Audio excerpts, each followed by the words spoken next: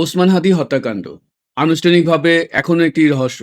কে হত্যা করেছে, কে করিয়েছে, এই প্রশ্নের কোনো নির্দিষ্ট উত্তর রাষ্ট্র আজও দিতে পারেনি। কিন্তু প্রশ্ন থেমে থাকে না। হাদি হত্যার পরপরই একটি বিস্ফোরক মন্তব্য সামনে আসে।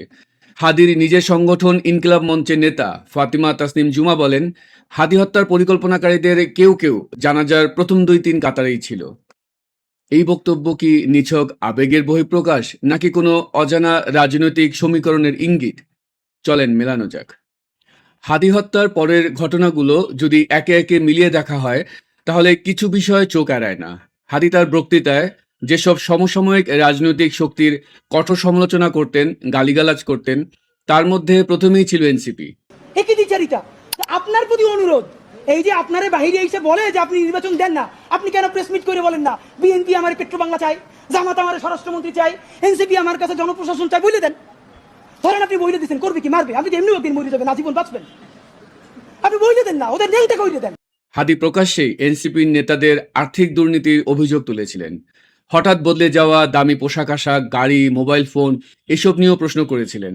জুলাই আন্দোলন নস্যাৎ করার দায়ও বারবার এনসিপির উপর চাপিয়েছিলেন হাদি। শুনে রাখেন, এনসিপি একটা রাজনৈতিক শক্তি, কিন্তু কোটি কোটি জুলাই যোদ্ধাদের একমাত্র মুখপাত্র তারা নয়। হাদি নির্বাচনে দাঁড়িয়েছিলেন ঢাকা ৮ আসন থেকে।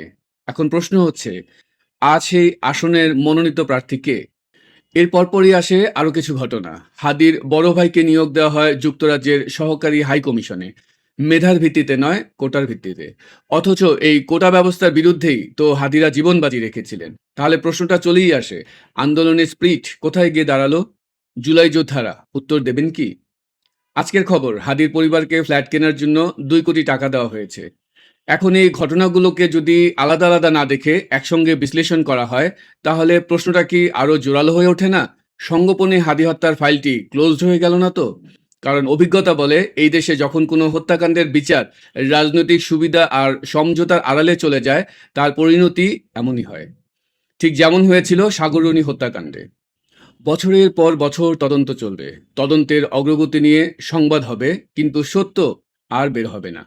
হাদির পরিবারকে অর্থ, চাকরি ও নিরাপত্তা দিয়ে কি ধীরে ধীরে শাহবাগের অবরোধ, মিছিল আর বিচারের দাবিকে নিষ্ক্রিয় করে ফেলা হলো? হত্যার বিচারকে তুলে রাখা হলো তদন্তের পর তদন্ত হতে থাকা এক অনন্ত নিকষ অন্ধকারে? এমন অনেক অনেক প্রশ্ন থেকেই যায়।